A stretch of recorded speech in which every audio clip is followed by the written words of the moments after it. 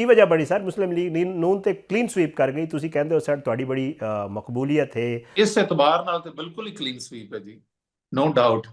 ਅਗਰ ਮੰਨ ਵੀ ਲਈਏ ਵਕਾਸ ਮਹਿਮੂਦ ਸਾਹਿਬ ਤੇ ਜਿਹੜੀ ਹਰੀਪੁਰ ਵਾਲੀ ਸੀਟ ਸੀ ਜਿਹੜੀ ਕਿ ਉਮਰ ਅਯੂਬ ਸਾਹਿਬ ਨੇ ਖਾਲੀ ਕੀਤੀ ਸੀ ਜਾਂ ਉਹਨਾਂ ਦੇ ਕੋਲ ਖਾਲੀ ਹੋਈ, ਉਹਨਾਂ ਦੇ ਉੱਥੇ ਵਾਈਫ ਸਨ ਕੰਟੈਸਟ ਕਰ ਰਹੇ ਸਨ ਸਰ, ਉਹਦੇ ਵਿੱਚ ਕੀ ਹੋਇਆ? ਉਹ ਤੇ ਉੱਥੇ ਤਾਂ ਤੁਹਾਡੀ ਹਕੂਮਤ ਵੀ ਆਪਣੀ ਹੈ, ਉੱਥੇ ਤੇ ਸਾਰਾ ਮਾਮਲਾ ਆਪਣਾ ਹੈ। ਉੱਥੇ ਤੇ ਜਿਹੜਾ ਤੁਸੀਂ ਕਹਿ ਰਹੇ ਹੋ ਕਿ ਜੀ ਇੱਥੇ ਪੰਜਾਬ ਵਿੱਚ ਚਲੋ ਧਾਂਦਲੀ ਹੋ ਗਈ ਹੈ, ਤੁਸੀਂ ਬਾਈਕਾਟ ਕੀਤਾ, ਉੱਥੇ ਤੁਸੀਂ ਕੰਟੈਸਟ ਕਰ ਰਹੇ ਸਰ, ਉੱਥੇ ਕੀ ਵਜ੍ਹਾ ਬਣੀ?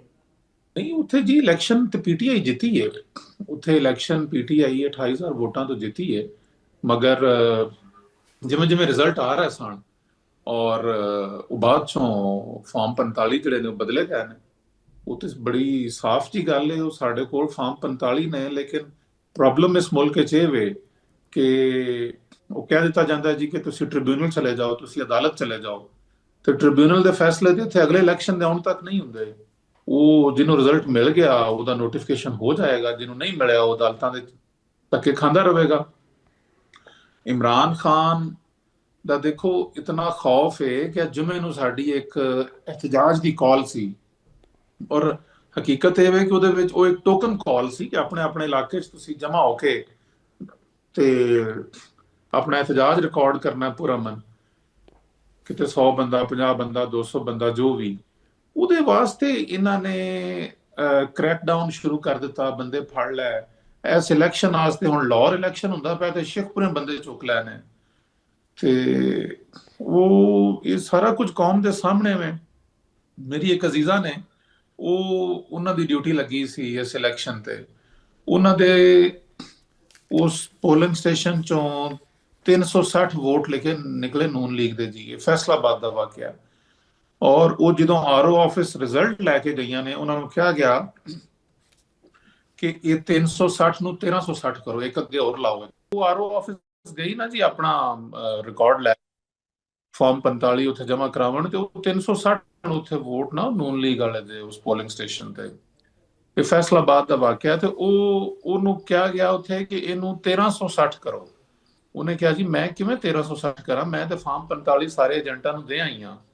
ਉਹਨਾਂ ਕਿਹਾ ਜੀ ਇਹ ਕਰਨਾ ਹੀ ਪੈਣੇ ਨੇ। ਉਹ ਬੀਬੀਆਂ ਦੀ ਮੈਂ ਤਾਂ ਉੱਥੇ ਉਂਝ ਹੀ ਸੁੱਟ ਕੇ ਆ ਗਈਆਂ, ਕਈਆਂ ਨੇ ਕਰ ਦਿੱਤੇ। ਤੇ ਉਹ ਕਹਿਣ ਦਾ ਮਕਸਦ ਹੈ ਕਿ ਇਹ ਇੱਕ ਜਬਰ ਔਰ ਜ਼ੁਲਮ ਦਾ ਨਿਜ਼ਾਮ ਚੱਲ ਰਿਹਾ ਵੇ ਆਵਾਮ ਦਾ। ਤੇ ਦੇਖੋ ਬਿਲਕੁਲ ਇਤਮਾਦ ਉੱਠ ਗਿਆ ਹੈ। ਮੈਂ ਜਿਵੇਂ ਦੱਸਿਆ ਮੈਂ ਲਾਹੌਰ ਸਾਂ, ਔਰ ਯਕੀਨ ਮੰਨੋ 5% ਤੋਂ ਜ਼ਿਆਦਾ ਟਰਨ ਆਊਟ ਨਹੀਂ ਸੀ ਆਇਆ। ਜਿੱਥੇ 1800 ਵੋਟ ਸੀ ਉੱਥੇ 80-90 ਵੋਟ ਕਾਸਟ ਹੋ ਰਹੇ ਸਨ। ਔਰ ਯਕਦਮ ਜਿਹੜਾ ਵੇ ਉਹ ਜਦੋਂ ਆਰਓ ਆਫਿਸ ਵਿੱਚ ਸਕਰੀਨ ਚੱਲ ਰਹੀ ਸੀ 5% ਤੋਂ ਉਹ ਐਵੇਂ ਇੱਕ ਲਮੇ ਦੇ ਵਿੱਚ ਉਹ 13% ਤੇ ਚਲਾ ਗਿਆ। ਜਿਹੜੇ ਪੋਲਿੰਗ ਸਟੇਸ਼ਨਾਂ ਤੇ, ਕਿਉਂਕਿ ਪੰਜਾਬ ਵਿੱਚ ਅਸੀਂ ਸਿਰਫ ਲਾਹੌਰ ਵਾਲਾ ਇਲੈਕਸ਼ਨ ਹੀ ਲੜ ਰਹੇ ਸਾਂ, ਬਾਕੀ ਤਾਂ ਅਸੀਂ ਬਾਈਕਾਟ ਕੀਤਾ ਸੀ। ਔਰ ਜਿਨ੍ਹਾਂ ਦੇ ਸਾਨੂੰ ਫਾਰਮ 45 ਨਹੀਂ ਦਿੱਤੇ ਗਏ ਉੱਥੇ ਉਹਨਾਂ ਨੇ ਉਹਨਾਂ ਫਾਰਮ 45 ਚੇਂਜ ਕਰ ਲਿਆ। ਵਕਾਸ ਸਾਹਿਬ, ਬਾਈਕਾਟ ਕੀਤਾ ਪਾਕਿਸਤਾਨ ਤਰੀਕੇ ਇਨਸਾਫ ਨੇ ਸਿਰਫ 2 ਸੀਟਾਂ ਦੇ ਇਲਾਵਾ। ਕੀ ਸਮਝਦੇ ਹੋ ਤੁਹਾਨੂੰ ਬਾਈਕਾਟ ਦਾ ਨੁਕਸਾਨ ਹੋਇਆ? ਕੀ ਹੋਣਾ ਚਾਹੀਦਾ ਸੀ ਸਰ? ਦੇਖੋ ਅਗਰ ਤੁਸੀਂ ਮੇਰੀ ਰਾਏ ਲਵੋ ਨਾ, ਮੇਰੀ ਜ਼ਾਤੀ ਰਾਏ ਤੇ ਇਹ ਵੇ ਕਿ ਬਾਈਕਾਟ ਨਹੀਂ ਸੀ ਕਰਨਾ ਦੇਣਾ ਚਾਹੀਦਾ। ਗੋ ਕਿ ਸਾਨੂੰ ਪਤਾ ਸੀ ਪਹਿਲੇ ਤੋਂ ਕਿ ਇਹਦੇ ਵਿੱਚ ਧਾਂਦਲੀ ਕੀਤੀ ਜਾਏਗੀ। ਜਿਵੇਂ ਕਿ ਜਿੰਨੇ ਵੀ ਬਾਈ ਇਲੈਕਸ਼ਨ ਹੋਏ ਨੇ ਉਹਨਾਂ ਸਾਰਿਆਂ 'ਚ ਧਾਂਦਲੀ ਕਰਕੇ ਤੇ ਇਹਨਾਂ ਨੇ ਫਾਰਮ 47 ਨੂੰ ਚੇਂਜ ਕੀਤਾ, ਫਾਰਮ 45 ਨੂੰ ਚੇਂਜ ਕੀਤਾ, ਬੋਗਸ ਵੋਟ ਪਾਏ। ਇਹਨਾਂ ਨੇ ਉਹ ਕਰਨਾ ਹੀ ਕਰਨਾ ਸੀ ਹੁਣ ਵੀ। ਲੇਕਿਨ ਮੇਰੀ ਜ਼ਾਤੀ ਪਰਸਨਲ ਓਪੀਨੀਅਨ ਇਹ ਵੇ ਕਿ ਸਾਨੂੰ ਨਹੀਂ ਸੀ ਬਾਈਕਾਟ ਕਰਨਾ ਚਾਹੀਦਾ। ਬਹਰਹਾਲ ਇੱਕ ਜਮਾਤ ਦੇ ਵਿੱਚ, ਇੱਕ ਆਰਗੇਨਾਈਜੇਸ਼ਨ ਦੇ ਵਿੱਚ ਸਲਾਹ ਮਸ਼ਵਰਾ ਹੁੰਦਾ, ਔਰ ਉਹ ਫਿਰ ਜਿੱਧਰ ਜ਼ਿਆਦਾ ਲੋਕਾਂ ਦੀ ਰੁਝਾਨ ਹੋਵੇ ਉਸ ਚੀਜ਼ ਨੂੰ ਮੰਨਿਆ ਜਾਂਦਾ ਹੈ। ਉਹ ਬਾਈਕਾਟ ਕਰਨ ਦੀ ਵਜ੍ਹਾ ਇਹ ਸੀ ਕਿ ਜਿਨ੍ਹਾਂ ਸਾਡੇ ਲੋਕਾਂ ਨੂੰ ਨਾਹਕ ਸਜ਼ਾਵਾਂ ਦਿੱਤੀਆਂ ਗਈਆਂ ਨੇ, ਉਹ ਇੱਕ ਉਸੂਲੀ ਮੌਕਫ ਇਹ ਲਿਆ ਗਿਆ ਕਿ ਅਸੀਂ ਉਹਨਾਂ ਸਜ਼ਾਵਾਂ ਨੂੰ ਨਹੀਂ ਮੰਨਦੇ ਕਿਉਂਕਿ ਉਹ ਨਾਹਕ ਦਿੱਤੀਆਂ ਗਈਆਂ ਨੇ, ਲਿਹਾਜ਼ਾ ਅਸੀਂ ਉਹਦਾ ਬਾਈਕਾਟ ਕਰਨੇ, ਅਸੀਂ ਉਸ ਸਜ਼ਾ ਨੂੰ ਨਹੀਂ ਮੰਨਦੇ। ਤੇ ਫਿਰ ਉਹਦੇ ਨਤੀਜੇ ਹੋਣ ਵਾਲੇ ਇਲੈਕਸ਼ਨ ਨੂੰ ਵੀ ਅਸੀਂ ਨਹੀਂ ਮੰਨਦੇ। So that was the reason. ਲੇਕਿਨ ਅਗਰ ਉਹ ਅਸੀਂ ਲੜਦੇ ਵੀ, ਕੰਟੈਸਟ ਕਰਦੇ ਵੀ, ਹੁਣ KPK ਦੇ ਵਿੱਚ ਸਾਡੀ ਗਵਰਨਮੈਂਟ ਹੈ, ਉੱਥੇ ਅਸੀਂ ਕੰਟੈਸਟ ਕੀਤਾ ਇਲੈਕਸ਼ਨ ਔਰ ਸਾਨੂੰ ਵੋਟ ਮਿਲੇ ਨੇ, ਅਸੀਂ ਵੋਟਾਂ ਨਾਲ ਜਿੱਤ ਗਏ ਹਾਂ ਉੱਥੇ, ਲੇਕਿਨ ਉਹਦੇ ਬਾਵਜੂਦ ਸਾਨੂੰ ਹਰਾ ਦਿੱਤਾ ਗਿਆ। ਸੋ ਉਹ ਪੰਜਾਬ ਵਿੱਚ ਵੀ ਇਹੀ ਹੋਣਾ ਸੀ। ਇਹ ਤੇ ਇੱਕ ਫਿਲਮ ਚੱਲ ਰਹੀ ਹੈ ਔਰ ਉਹ ਫਿਲਮ ਜਿਹੜੀ ਹੈ ਉਹ ਰੁਕਣ ਦਾ ਨਾਮ ਹੀ ਨਹੀਂ ਲੈ ਰਹੀ, ਉਹ ਮੁੱਕਦੀ ਨਹੀਂ ਪਈ। ਵਕਾਸ ਸਾਹਿਬ, ਕੀ ਨਜ਼ਰ ਆ ਰਿਹਾ ਹੈ? ਅਗਰ ਤੁਸੀਂ ਕੀ ਸਮਝਦੇ ਹੋ ਕਿ ਅਗਰ ਪਾਕਿਸਤਾਨ ਤਰੀਕੇ ਇਨਸਾਫ ਇੱਕ ਸੀਟ ਵੀ ਜਿੱਤ ਲੈਂਦੀ ਤੇ ਇਹਦਾ ਪਾਕਿਸਤਾਨ ਤਰੀਕੇ ਇਨਸਾਫ ਨੂੰ ਫਾਇਦਾ ਨਹੀਂ ਹੋਣਾ ਸੀ? ਤੁਹਾਡੇ ਵੋਟਰ ਦਾ ਕੌਨਫੀਡੈਂਸ ਵੱਧ ਜਾਂਦਾ, ਜਾਂ ਉਹਨਾਂ ਨੂੰ ਕਨਫਿਊਜ਼ਨ ਨਾ ਹੁੰਦੀ? ਕੀ ਸਮਝ ਆ ਰਿਹਾ ਸਰ ਕਿ ਤੁਸੀਂ ਕੰਟੈਸਟ ਕਰਦੇ ਤੇ ਇੱਕ ਸੀਟ ਕੋਈ ਕੱਢ ਲੈਂਦੇ ਸਰ? ਕੀ ਇਹਦਾ ਫਰਕ ਪੈਣਾ ਸੀ ਤੁਹਾਡੀ ਸਿਆਸਤ ਦੇ ਉੱਤੇ?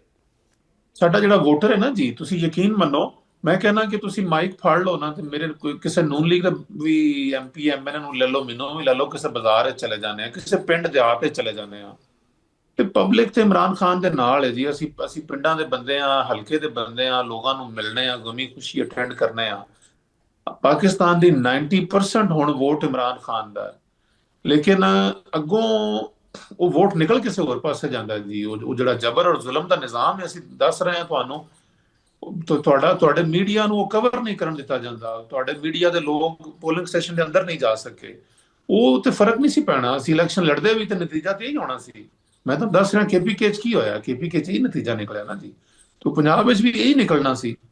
ਤੇ ਇਹ ਤੇ ਇੱਕ ਜ਼ਬਰ ਔਰ ਜ਼ੁਲਮ ਦਾ ਸਿਲਸਿਲਾ ਚੱਲ ਰਿਹਾ ਹੈ। ਹੁਣ ਹੈ ਲਬੈਕ ਵਾਲਿਆਂ ਤੇ ਜਿਵੇਂ ਇਹਨਾਂ ਨੇ ਗੋਲੀਆਂ ਚਲਾਈਆਂ ਨੇ, ਉਸ ਤੋਂ ਪਹਿਲੇ 26 ਨਵੰਬਰ ਨੂੰ ਇਸਲਾਮਾਬਾਦ ਦੇ ਚਲਾਈਆਂ ਨੇ, ਇਹ ਤੇ ਕਿਸੇ ਪਾਸੇ ਰੁਕਣ ਦਾ ਨਾਂ ਹੀ ਨਹੀਂ ਲਿਆ ਜਾ ਰਿਹਾ। ਜਿਸ ਤਰ੍ਹਾਂ 26ਵੀਂ ਔਰ 27ਵੀਂ ਆਈਨੀ ਤਰਮੀਮ ਕਰਕੇ ਇੱਕ ਜ਼ੁਲਮ ਦੇ ਨਿਜ਼ਾਮ ਨੂੰ, ਮੇਰਾ ਤੁਹਾਡੇ ਕੋਲੋਂ ਇਹ ਸਵਾਲ ਹੈ ਔਰ ਪੂਰੀ ਕੌਮ ਕੋਲੋਂ, ਦੁਨੀਆ ਕੋਲੋਂ ਇਹ ਸਵਾਲ ਹੈ ਕਿ ਬਹਿਸੀਅਤ ਮੁਸਲਮਾਨ ਹਜ਼ਰਤ ਉਮਰ ਫਾਰੂਕ ਨੂੰ ਇਸਤਸਨਾ ਨਹੀਂ ਸੀ ਮਿਲਿਆ। ਉਹਨਾਂ ਨੂੰ ਪੁੱਛਿਆ ਗਿਆ ਸੀ ਕਿ ਤੁਹਾਨੂੰ ਜਿਹੜੀ ਇੱਕ ਚਾਦਰ ਮਿਲੀ ਸੀ ਉਹਦੇ ਨਾਲ ਤੁਹਾਡੇ ਕੱਪੜੇ ਨਹੀਂ ਬਣ ਸਕਦੇ ਸਨ, ਤੇ ਤੁਸੀਂ ਇਹ ਕੱਪੜੇ ਕਿਵੇਂ ਬਣਾ ਲਏ? ਤੇ ਫਾਰੂਕ ਆਜ਼ਮ ਨੂੰ ਇਸਤਸਨਾ ਨਹੀਂ ਮਿਲਿਆ, ਲੇਕਿਨ ਇੱਥੇ ਸਾਡੇ ਜਰਨੈਲਾਂ ਨੂੰ ਇਸ ਤਰ੍ਹਾਂ ਇਸਤਸਨਾ ਮਿਲ ਗਿਆ ਤੇ ਸਦਰ ਨੂੰ ਵੀ ਮਿਲ ਗਿਆ। ਇਹ ਬਾਦਸ਼ਾਹ ਲੋਕ ਨੇ ਜੀ। ਹੁਣ ਇਹ ਕੌਮ ਪਿਸ ਰਹੀ ਹੈ, ਲੇਕਿਨ ਉਹ ਅੱਲਾ ਦੀ ਜ਼ਾਤ ਉੱਤੇ ਬੈਠੀ ਹੈ। ਉਹਦੇ ਬਾਵਜੂਦ ਅਸੀਂ ਹਿੰਮਤ ਨਹੀਂ ਆ ਰਹੇ ਇਸ ਜ਼ੁਲਮ ਦੇ ਖਿਲਾਫ। ਆਪਣੇ ਬੱਚਿਆਂ ਦੇ ਮੁਸਤਕਬਲ ਦੇ ਵਾਸਤੇ ਅਸੀਂ ਇਮਰਾਨ ਖਾਨ ਦੇ ਨਾਲ ਆ, ਔਰ ਅਸੀਂ ਆਪਣੀ ਕੋਸ਼ਿਸ਼ ਕਰਦੇ ਰਵਾਂਗੇ ਔਰ ਆਪਣੇ ਹਿੱਸੇ ਦਾ ਦੀਆ ਬਾਲਦੇ ਰਵਾਂਗੇ।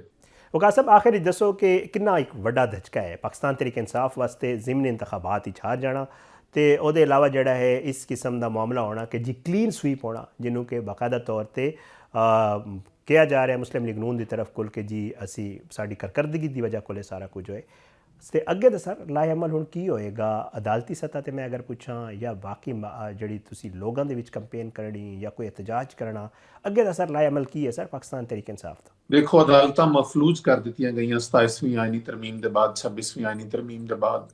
ਜ਼ੁਲਮ ਦਾ ਨਿਜ਼ਾਮ ਬਰਪਾ ਹੈ, ਇਲੈਕਸ਼ਨ ਵਿੱਚ ਤਾਂਦਲੀ ਕਰ ਦਿੱਤੀ ਜਾਂਦੀ ਹੈ, ਆਵਾਮ ਦਾ ਹੱਕ, ਬੁਨਿਆਦੀ ਹੱਕ ਵੋਟ ਦਾ ਖੋਹ ਲਿਆ ਗਿਆ। ਮਗਰ ਉਹਦੇ ਬਾਵਜੂਦ ਅਸੀਂ ਕੋਈ ਮਿਲੀਟੈਂਟ ਨਹੀਂ, ਅਸੀਂ ਪੁਰਅਮਨ ਪਾਕਿਸਤਾਨ ਦੇ ਸ਼ਹਿਰੀ ਹਾਂ। ਅਸੀਂ ਆਪਣੇ ਹੱਕ ਵਾਸਤੇ ਪੁਰਅਮਨ ਜਦੋਜਹਿਦ ਕਰਦੇ ਰਵਾਂਗੇ। ਮੈਨੂੰ ਨਹੀਂ ਪਤਾ ਉਹਦੇ ਤੇ ਕਿੰਨਾ ਟਾਈਮ ਲੱਗੇਗਾ, ਲੇਕਿਨ ਸਾਡੇ ਕੋਲ ਇਹ ਵਾਹਦ ਰਾਸਤਾ ਹੈ ਕਿ ਅਸੀਂ ਪੁਰਅਮਨ ਸਿਆਸੀ ਜਦੋਜਹਿਦ ਕਰਾਂਗੇ। ਅਦਾਲਤਾਂ 'ਚੋਂ ਸਾਨੂੰ ਇਨਸਾਫ ਦੀ ਉਮੀਦ ਨਹੀਂ, ਲੇਕਿਨ ਅਸੀਂ ਉਹ ਕੁੰਡੀ ਖੜਕਾਉਂਦੇ ਰਹਿਣਾ ਵੇ ਅਦਾਲਤਾਂ ਦੀ ਵੀ। ਅਸੀਂ ਇhtਜਾਜ ਵਾਸਤੇ ਵੀ ਨਿਕਲਦੇ ਰਹਿਣਾ ਵੇ। ਅਸੀਂ ਆਪਣੀ ਆਵਾਜ਼ ਤੁਹਾਡੇ ਵਰਗੇ ਭਰਾਵਾਂ ਦੇ ਜ਼ਰੀਏ ਉਠਾਉਂਦੇ ਰਹਿਣਾ ਵੇ।